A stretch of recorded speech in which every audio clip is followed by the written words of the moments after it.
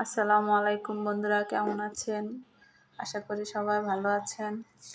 আমি আজকে রান্না করে দেখাবো সমুদ্রের বাটা মাছ।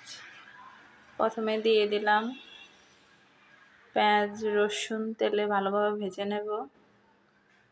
দিয়ে দিলাম 3টে কাঁচামরিচ, দিয়ে দেবো 1 চামচ জিরার গুঁড়া, 1 চামচ লবণ, দিয়ে দিলাম 1.5 চামচ হলুদ। আর এতে দিয়ে দেবো 2 চামচ মরিচ গুঁড়া। চালটা আপনারা আপনাদের ইচ্ছা মতোই দিতে পারেন।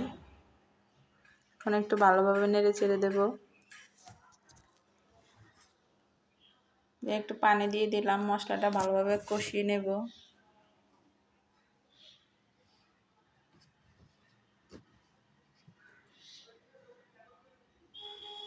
নেড়ে চেড়ে এবার ঢাকনা দিয়ে একটু ঢেকে দেবো, জালটা কমিয়ে দেব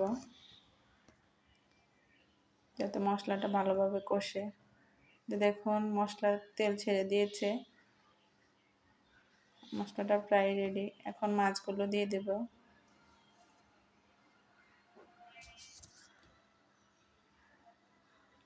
একটু নেড়ে চেড়ে ঢাকনা দিয়ে ঢেকে দেব, জালটা কমিয়ে একটু মাছগুলোকে ভালোভাবে কষিয়ে নেব।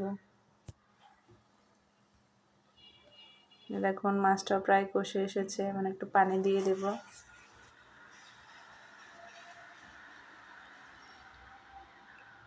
মাছটা ভালোভাবে রান্না হওয়ার জন্য একটু জালটা কমিয়ে ঢেকে দিয়েছি। দেখুন মাছটা প্রায় রেডি। দিয়ে দিলাম একটু ধনিয়া পাতা।